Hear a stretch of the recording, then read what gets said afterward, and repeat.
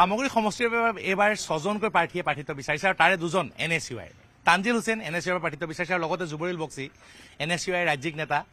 তেওঁ এবাৰ সামগ্ৰী সমষ্টিৰ প্ৰাৰ্থিত্ব বিচাৰিছে জুবৰিলে আজি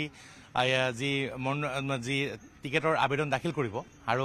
বৰ্তমান দেখুৱাইছে বৃহৎ সংখ্যক সামগ্ৰী সমষ্টিৰ সমৰ্থকসহ জুবৰিল বক্সি জিন্দাবাদ গৌৰৱ গগৈ জিন্দাবাদ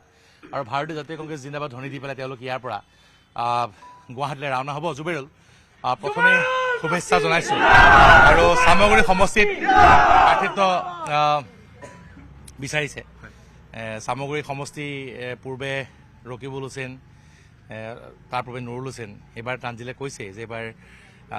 তেওঁক দিব লাগে প্ৰাৰ্থিত্ব তথাপিও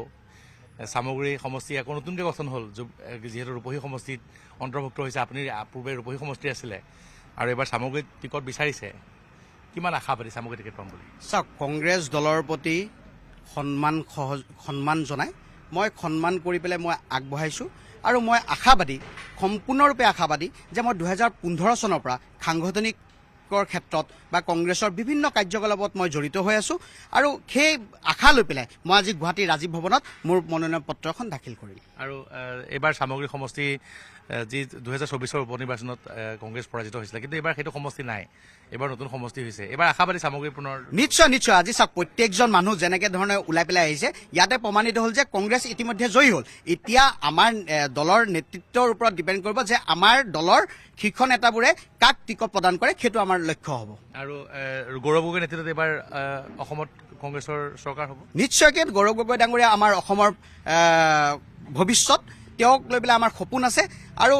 তেওঁৰ নেতৃত্বত চৰকাৰ এবাৰ আমাৰ হোৱাটো 100% সত্য মই এটা কথা জনাব বিচাৰিম এইখিনিতে জুবৰিল বক্সি NSUI নেতা আৰু জুবৰিল বক্সিৰ নেতৃত্বত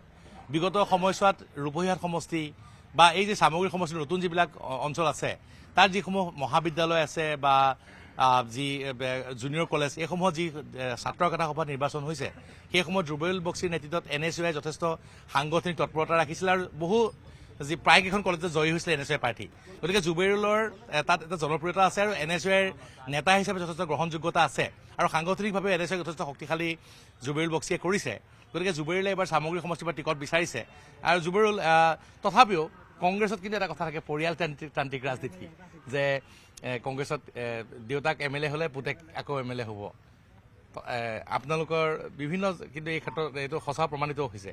ৰকিবুল হুছেইনৰ পুত্ৰ সেই পৰিয়ালকেন্দ্ৰিকভাৱে টিকট পাবই নেকি পৰিয়ালকেন্দ্ৰিক ৰাজনীতি কংগ্ৰেছে প্ৰশ্ৰয় নিদিয়ে আৰু প্ৰথম কথা হৈছে ৰকিবুল হুছেইন ডাঙৰীয়া যিহেতুকে আমাৰ প্ৰাক্তন মন্ত্ৰী আছিলে আৰু প্ৰাক্তন বিধায়ক আৰু তেখেতৰ আশীৰ্বাদ মৰ্মে মই আগবাঢ়িছোঁ আৰু তেখেতক মই আশীৰ্বাদ লৈছিলোঁ আৰু তেখেতৰ যোনটো আপোনাৰ সাংগঠনিক যোনটো মানে ভেটি যাৰ মজবুত তেনেকুৱা ধৰণৰ মানুহক টিকট প্ৰদান কৰিব বুলি মই আশ্বাস আৰু বিশ্বাস আছে নিশ্চয় সাংগঠনিক ভেটি যদি মজবুত বুলি তেতিয়া টিকট প্ৰদান কৰাৰ যদি গুৰুত্ব দিয়ে তেনেহ'লে জুবৰিলে কিন্তু যথেষ্ট সাংগঠনিকভাৱে NSUI শক্তিশালী কৰিছে সেই দিশৰ পৰা প্ৰাৰ্থিত্বৰ দিশত জুবৰিল বক্সি যথেষ্ট শক্তিশালী আপুনি বিচৰা বাতৰি পাব কেৱল নিউজ 18 এপত নিউজ 18 এপ ডাউনলোড কৰিবলৈ স্কেন কৰক এই QR কোড গুগল প্লে ষ্টৰতো পাব এই নিউজ 18 এপ